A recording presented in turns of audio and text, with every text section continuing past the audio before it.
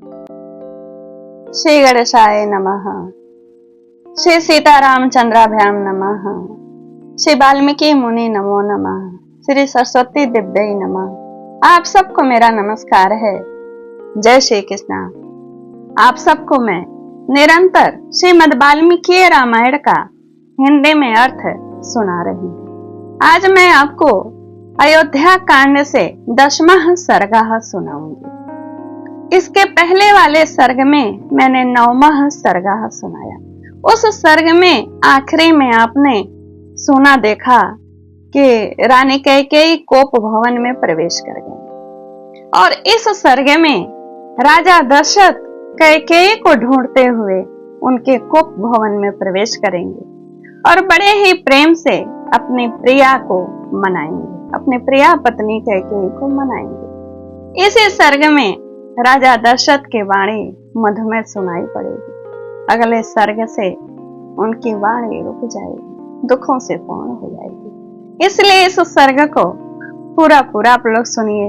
राजा दशरथ कितने प्रिय भरी वाणी से अपने पत्नी कैकेयी को मनाते हैं। राजा दशरथ का कैकेयी के भवन में जाना, उसे कोप भवन में स्थित देखकर दुखी होना और उसको अनेक प्रकार से सांत्वना देना।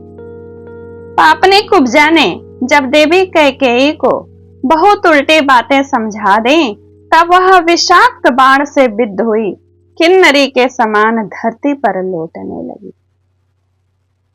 सुखदायक मार्ग का विचार करती रही कि कैसे मुझे सुख मिलेगा। और वह मंथरा जो कैकेयी का हित चाहने वाली सुहृद थी और उसे के मनोरथ को सिद्ध करने की अभिलाषा रखती थी, कैकेयी के उस निश्चय को सुनकर बहुत प्रसन्न हो गई, क्योंकि वह तो वही चाहती थी, मानो उसको बहुत बड़ी सिद्धि मिल गई हो।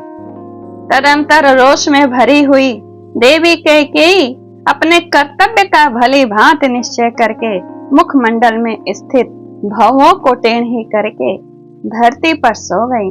और क्या करती, अबला ही तो थी, इसी तरह अपनी इच्छा पूरी करेंगी। तदंतर उस कैकेयी राजकुमारी ने अपने विचित्र पुष्पहारों, दिव्य आभूषणों को उतार कर फेंक दिया। वे सारे आभूषण धरती पर यत्र तत्र पड़े थे। जैसे छिटके हुए तारे आकाश की शोभा बढ़ाते हैं, उसी प्रकार फेंके हुए वे पुष्पहार और आभूषण वहां भूमि की शोभा बढ़ा रहे थे। मलिन वस्त्र पहनकर और सारे केशों को दृढ़ता पूर्वक एक ही बेड़ी में बांधकर कोप भवन में पड़ी हुई कैकेयी बलहीन अथवा अचेत हुई किन्नरी के समान जान पड़ती थी। उधर महाराज दशरथ मंत्री आदि को श्री राम के राज्याभिषेक की तैयारी के लिए आज्ञा दे सबको यथा समय उपस्थित होने के लिए कहकर रनिवास में गए।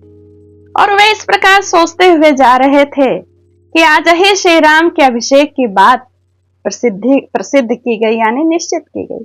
इसलिए यह समाचार अभी किसी रानी को नहीं मालूम हुआ होगा।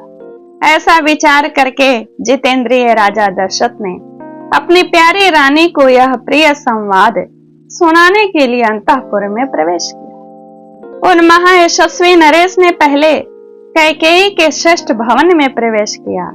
मानो श्वेत बादलों से युक्त राहु युक्त आकाश में चंद्रमा ने पदार्पण किया हो, यानी कैकेयी राहु हो और वहां चंद्रमा रूपी दशरथ ने प्रवेश किया। उस भवन का बड़ा मनोरम यहाँ चित्रित है। उस भवन में तोते, मोर, क्रौंच और हंस आदि पक्षी कलरव कर रहे थे। वहां वाद्यों का मधुर घोष गूंज रहा था। बहुत सी कुब्जा और बौनी दासियां भरी हुई थी। चंपा और अशोक से सुशोभित बहुत से लता भवन और चित्र मंदिर उस महल की शोभा बढ़ा रहे थे। हाथी दांत, चांदी और सोने की बनी हुई वेदियों से संयुक्त उस भवन को नित्य फूलने फलने वाले वृक्ष और बहुत सी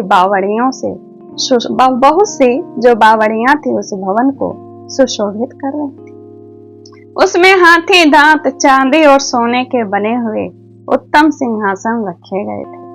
नाना प्रकार के अन्न पान और भांति भांति के भक्ष्य भोज्य पदार्थों से वह भवन भरा पूरा था। बहुमूल्य आभूषणों से संपन्न कैकेयी का वह भवन स्वर्ग के समान शोभा पा रहा था। अपने उस समृद्धशाली अंतःपुर में प्रवेश करके महाराज दशरथ ने वहां की उत्तम शैया पर रानी कैकेयी को नहीं देखा। काम बल से, यानी उनके अंदर काम जागृत हो गया था। काम बल से संयुक्त वे नरेश रानी की प्रसन्नता बढ़ाने की अभिलाषा से भीतर गए थे।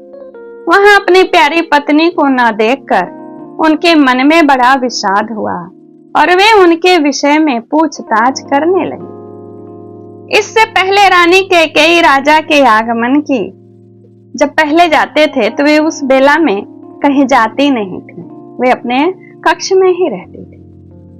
राजा ने कभी सोने भवन में प्रवेश नहीं किया था, इसीलिए वे घर में आकर कैकेयी के बारे में पूछने लगे। उन्हें यह मालूम नहीं था कि वह मूर्खा कोई स्वार्थ सिद्धि करना चाहती है, अतः उन्होंने पहले के ही भांति प्रतिहारी से उसके विषय में पूछा, यानी वहां जो रक्षक थे। रक्षिका बहुत डरी हुई थी, उसने हाथ जोड़कर कहा, देवी कैकेयी अत्यंत कुपित हो कोप भवन की ओर दौड़ी गई है। प्रतिहारी की यह बात, यानी जो वहां रक्षिका हैं, उनकी बात सुनकर राजा का मन बहुत उदास हो, उनकी इंद्रियां चंचल एवं व्याकुल हो उठी और वे पुनः अधिक विषाद करने लगे। कोप भवन में वह भूमि पर पड़ी थी और इस तरह लेटी हुई थी जो उसके लिए योग्य नहीं था। राजा ने दुख के कारण संतप्त से होकर उसे इस अवस्था में देखा। राजा बूढ़े थे और उनकी वह पत्नी तरुणी थी, अतः वे उसे अपने प्राणों से भी बढ़कर मानते थे।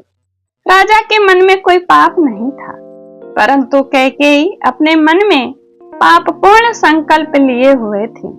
उन्होंने उसे कटी हुई लता की भांति पृथ्वी पर जब पड़ी देखा तो मानो कोई देवांगना स्वर्ग से भूतल पर गिर पड़ी।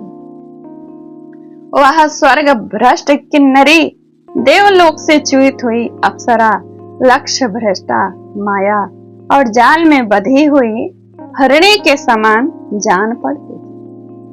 जैसे कोई महान गजराज वन में व्याध के द्वारा विषलिप्त बाण से विद्ध होकर गिरी हुई अपनी प्रेयसी यानी हथनी का स्नेहवश स्पर्श करता है, उसी प्रकार कामी राजा दशरथ ने महान दुख में पड़ी हुई कमल नयनी भार्या कैकेयी का स्नेह पूर्वक दोनों हाथों से स्पर्श किया। उस समय उनके मन में सबूर से यह भय समा गया था कि न जाने यह क्या कहेगी और क्या करेगी। वे उसके अंगों पर हाथ फेरते हुए उससे इस प्रकार बोले, देवी तुम्हारा क्रोध मुझ पर है, ऐसा तो मुझे विश्वास नहीं होता। फिर किसने तुम्हारा तिरस्कार किया है, किसके द्वारा तुम्हारी निंदा की गई है? कल्याणी, तुम जो इस तरह मुझे दुख देने के लिए धूल में लौट रही हो, इसका क्या कारण है? मेरे चित्त को मथ डालने वाली सुंदरी, मेरे मन में तो सदा तुम्हारे कल्याण की ही भावना रहती है, फिर मेरे रहते हुए तुम किस लिए धरती पर सो रही हो? जान पड़ता है तुम्हारे चित्त पर किसी पिशाच ने अधिकार कर लिया है। भामिनी, तुम अपना रोग बताओ। मेरे यहाँ बहुत से चिकित्सा कुशल वैद्य हैं जिन्हें मैंने सब प्रकार से संतुष्ट कर रखा है, वे तुम्हें सुखी कर देंगे। अथवा कहो, आज किसका प्रिय करना है या किसने तुम्हारा अप्रिय किया है? तुम्हारे किस उपकारी को आज प्रिय मनोरथ प्राप्त हो, अथवा किस अपकारी यानी विरुद्ध को अत्यंत अप्रिय कठोर दंड दिया जाए? देवी, तुम न रो, अपने देह को न सुखाओ। आज तुम्हारी इच्छा के अनुसार किस अवध्य का वध किया जाए, यानी जो अवध नहीं है उसका भी वध कर सकता हूं, बोलो। अथवा किस प्राण दंड पाने योग्य अपराधी को भी मुक्त कर दिया जाए। कहने का तात्पर्य है कि जो दोषी नहीं है तुम कहोगी तो भी मैं उसको प्राण दंड दे दूंगा, और जो प्राण दंड के अधिकारी अगर तुम कहोगी तो उसे भी मैं छोड़ दूंगा। किस दरिद्र को धनवान और किस धनवान को कंगाल बनाना है बताओ। मैं और मेरे सभी सेवक तुम्हारी आज्ञा के अधीन है। तुम्हारे किसी भी मनोरथ को मैं भंग नहीं कर सकता, उसे पूरा करके ही रहूंगा, चाहे उसके लिए मुझे अपने प्राण ही क्यों न देने पड़े। अतः तुम्हारे मन में जो कुछ हो उसे स्पष्ट कहो। अपने बल को जानते हुए भी तुम्हें मुझ पर संदेह नहीं करना चाहिए। मैं अपने सत्कर्मों की शपथ खाकर कहता हूँ, जिससे तुम्हें प्रसन्नता हो मैं वही करूँ। जहां तक सूर्य का चक्र घूमता है वहां तक सारी पृथ्वी मेरे अधिकार में है। द्रविड़, सिंधु, सौवीर, सौराष्ट्र, दक्षिण भारत के सारे प्रदेश तथा अंग, वंग, मगध, मत्स्य, काशी और कोसल, इन सभी समृद्धशाली देशों पर मेरा आधिपत्य है। कैकेयी राजनंदिनी, उनमें पैदा होने वाले भांति भांति के द्रव्य, धन, धान्य और बकरी, भेड़ आदि जो भी तुम मन से लेना चाहती हो वह मुझसे मांग लो। भीरू, इतना क्लेश उठाने से प्रयास करने की क्या आवश्यकता है। शोभने, उठो उठो। कैकेयी, ठीक ठीक बताओ, तुम्हें किससे कौन सा भय प्राप्त हुआ। जैसे अंशुमाली सूर्य कोहरा दूर कर देते हैं, उसी प्रकार मैं तुम्हारे भय का सर्वथा निवारण कर दूंगा। राजा के ऐसे प्रीत भरे कहने पर प्रीत भरी वाणी सुनकर कैकेयी को कुछ सांत्वना मिली कि अब उसे अपने स्वामी से वह अप्रिय बात कहने की इच्छा हुई। उसने पति को और अधिक पीड़ा देने की तैयारी की। अगले सर्ग में क्या पीड़ा देगी, राजा दशरथ कैसे उसको मनाने की कोशिश करेंगे और कितने दुखी होंगे, जरूर सुनिएगा। और ये सर्ग 10वां सर्ग यहीं पूर्ण होता है। इत्याशे श्रीमद् रामायणे वाल्मीकि आदि काव्ये अयोध्या कांडे 10वां सर्ग पूर्ण। श्री राम जय राम जय जय राम, श्री राम जय राम जय जय राम। लाइक कमेंट शेयर जरूर करिए, धन्यवाद। सुनने से धर्म, अर्थ, काम, मोक्ष चारों पुरुषार्थों की सिद्धि होती है। कहने सुनने दोनों से, ठीक है।